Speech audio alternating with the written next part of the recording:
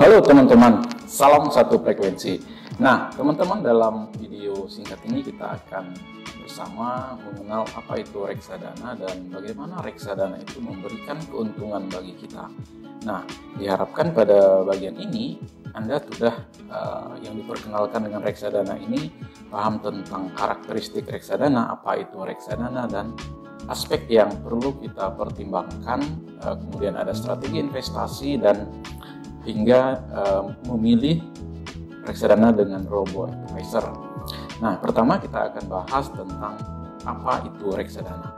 Nah, seperti yang sudah disampaikan di awal bahwa reksadana itu adalah kumpulan dana investasi yang dikelola dalam berbagai instrumen keuangan yang menghasilkan keuntungan. Nah, seperti saham misalnya, kemudian obligasi, kemudian reksadana pasar uang. Namun yang menariknya adalah dari reksadana ini, sistem pengelolaan ini berbeda karena memang reksadana itu dikelola oleh manajer investasi yang secara profesional dan memang sudah terlatih. Nah, manajer investasi ini adalah orang atau lembaga yang dipercaya mengelola dana dari investor atau nasabah yang ditempatkan pada berbagai instrumen investasi yang sudah kita jelaskan di atas tadi. Tujuannya adalah untuk mendapatkan keuntungan bagi investor. Nah, kita bisa mempercayai manajer investasi karena memang mereka telah mendapatkan otoritas dari OJK atas kemampuannya dalam mengelola investasi. Jadi singkatnya, uang kita tuh dikelola oleh manajer investasi secara profesional. Nah, jadi kita nggak perlu repot-repot lagi untuk ngatur portofolio, teman-teman. Seperti itu. Nah, kemudian kita akan bahas tentang jenis-jenis reksadana. Sebenarnya sih reksadana itu ada beberapa jenis ya. Yang pertama itu kategorinya reksadana pasar uang. Nah, di mana reksadana yang diinvestasikan atau ditempatkan pada instrumen pasar uang seperti deposito, kemudian sertifikat Bank Indonesia. Dan reksadana pasar uang ini return-nya itu ya tergolong kecil ya, teman-teman. Tetapi bisa dibilang ini lebih stabil dan aman jika dibandingkan instrumen lain. Nah, investor yang memilih ini biasanya cenderung konservatif ya, jadi dia menghindari risiko atau tidak ingin mengambil risiko. Kemudian yang kedua adalah reksadana obligasi. Nah, terkadang juga disebut reksadana pendapatan tetap karena memang memberikan imbal hasil yang sifatnya tetap. Kemudian reksadana ini atau reksadana obligasi ini ditempatkan itu pada surat berharga atau surat utang atau obligasi. Nah, alokasinya itu terdiri dari ya minimal ya 80% pada surat utang jangka panjang dan sisanya bisa pada produk pasar uang. Nah, investor pada jenis ini memiliki karakteristik stabil dan lebih aman gitu, jadi risk averse. Nah, kemudian yang ketiga adalah reksadana saham. Jadi jenis reksadana ini ditempatkan pada instrumen saham dengan mengalokasikan itu minimal 80% pada saham dan sisanya bisa jadi berupa efek atau surat utang ataupun pasar uang.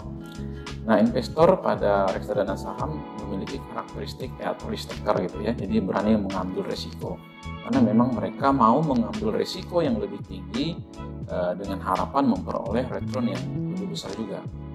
Kemudian yang keempat itu ada yang namanya reksadana campuran. Nah, reksadana campuran ini itu ditempatkan pada beberapa instrumen sekaligus yang mana mengalokasikan investasi ini lebih merata gitu ya. Misalnya di reksadana saham itu 40%, kemudian surat utang juga ada 30%, pasar uang 30% atau yang lain. Nah, jenis ini sebenarnya cocok bagi investor dengan karakteristik sedang atau moderat. Ya, cenderung sih mereka ini memperoleh return yang lebih tinggi namun dengan risiko yang lebih rendah dari reksadana lain seperti reksadana pasar uang tadi. Kemudian ada yang namanya reksadana indeks atau indeks fund. Nah, jadi jenis reksadana yang ini ditempatkan pada suatu indeks acuan.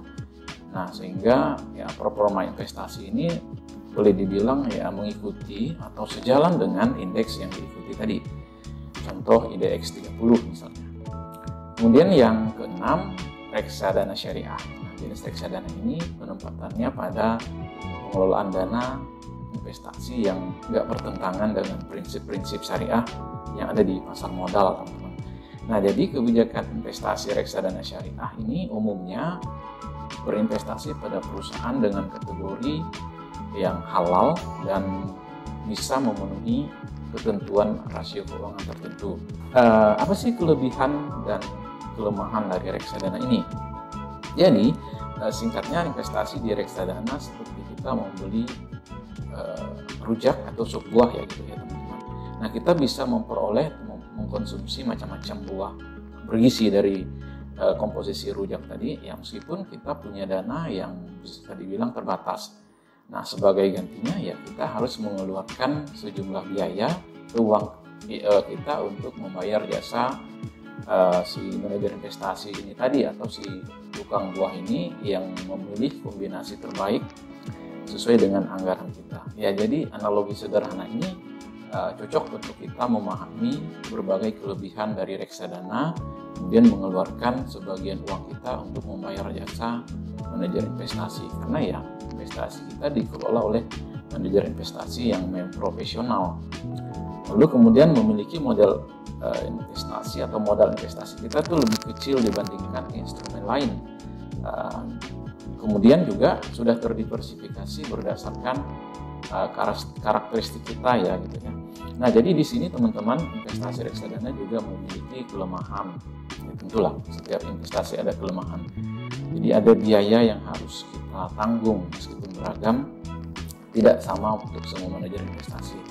Nah, jadi melihat berbagai kelebihan yang ditawarkan maupun kekurangan juga, biaya tersebut tergolong menguntungkan bagi kita karena kita juga ya dapat kemudahan gitu kan ya dalam berinvestasi. Oke, ya berikutnya kita akan bahas tentang aspek penting pada reksadana. Nah, untuk memilih reksadana yang baik, tentu kita perlu memperhatikan beberapa aspek. Yang pertama yaitu aset under management atau AUM. Jadi ini adalah total dana investor yang telah diinvestasikan pada suatu reksadana. Nah, misalnya besar AUM ini dapat digunakan untuk mengukur tingkat kepercayaan investor terhadap manajer investasi.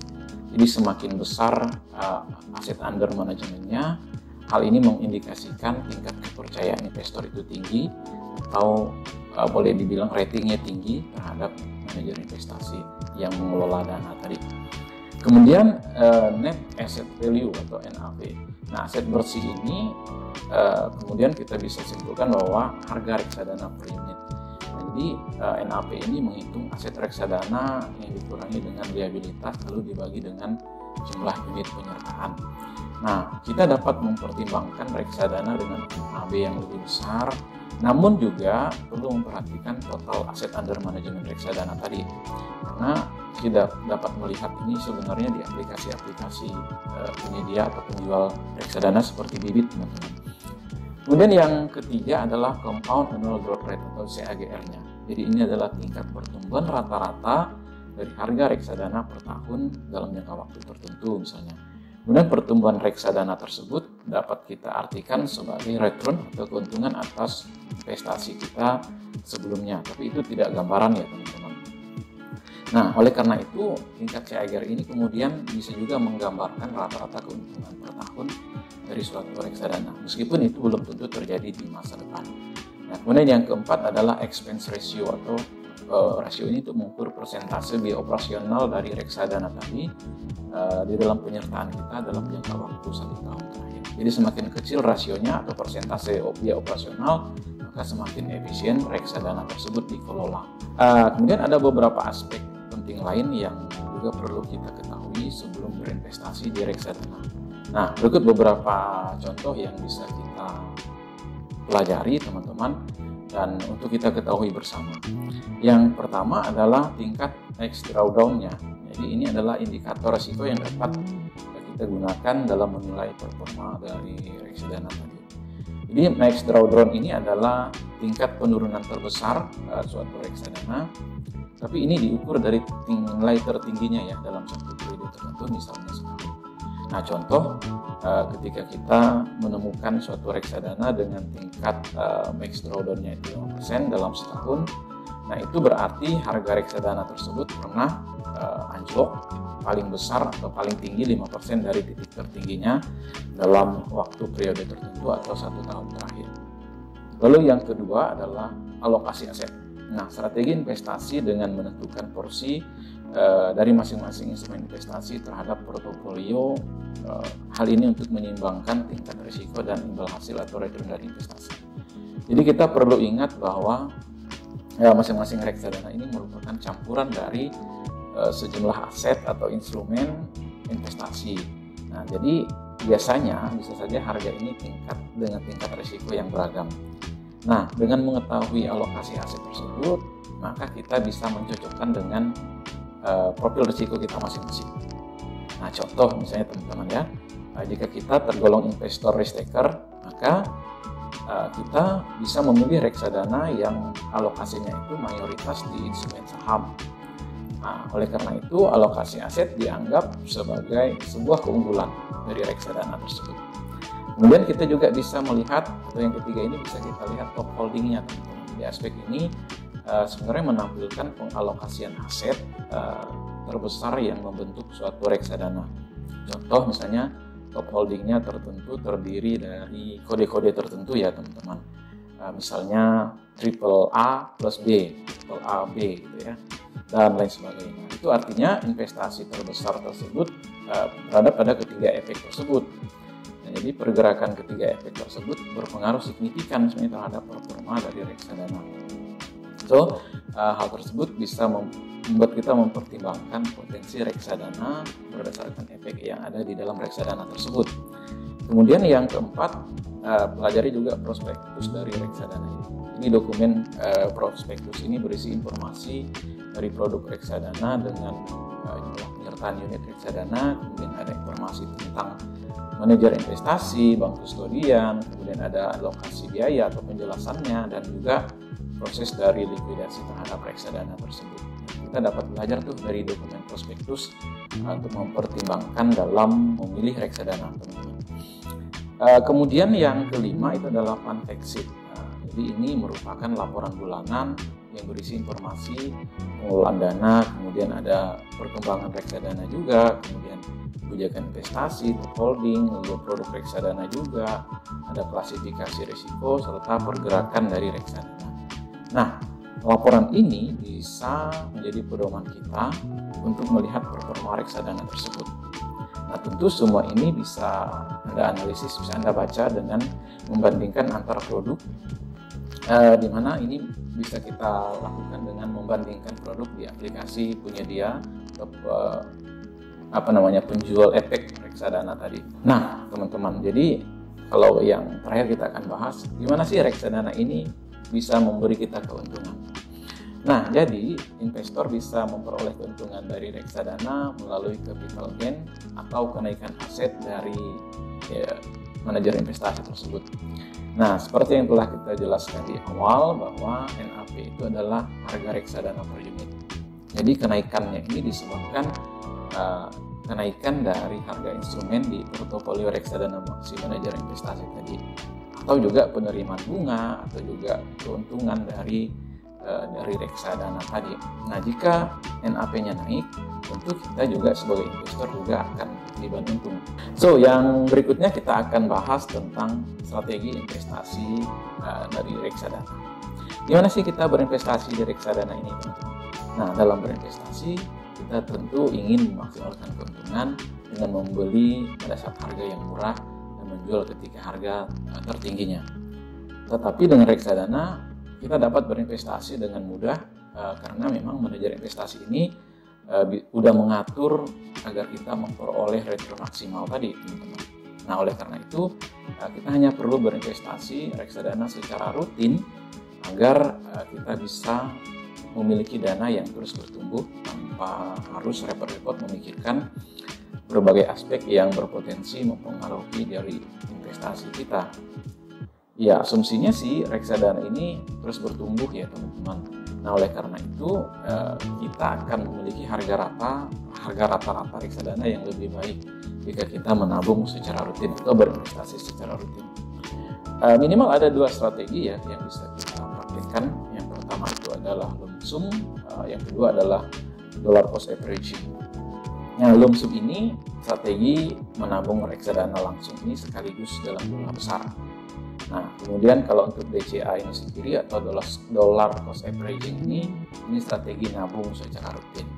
Nah, berikut kita akan jelaskan tentang kelebihan dari dollar cost averaging. Jadi teman-teman, sederhananya dollar cost averaging ini merupakan strategi berinvestasi secara rutin tanpa memperhatikan posisi harga reksadana. Nah, jadi dengan menggunakan strategi si DCA ini tadi, kita berpotensi memperoleh harga rata-rata yang lebih rendah, dan tentunya ini untuk mengantisipasi fluktuasi harga reksadana. Jadi ketika kita berinvestasi atau membeli reksadana harga sedang rendah, maka kita memperoleh jumlah unit yang lebih banyak. Dan demikian sebaliknya, kalau kita harganya naik atau harganya sedang tinggi, maka kita memperoleh jumlah unit itu tergolong sedikit. Nah, jadi analogi sederhananya adalah seperti timbangan gitu ya teman-teman. Jadi barang dengan bobot yang lebih berat diibaratkan sebagai harga reksadana tinggi dengan unit yang sedikit. Kemudian berat suatu barang tersebut juga akan sama dengan benda bobot lebih ringan, namun jumlahnya akan banyak gitu ya. Jadi analogi sederhana itu yang bisa kita kategorikan sebagai dollar cost averaging.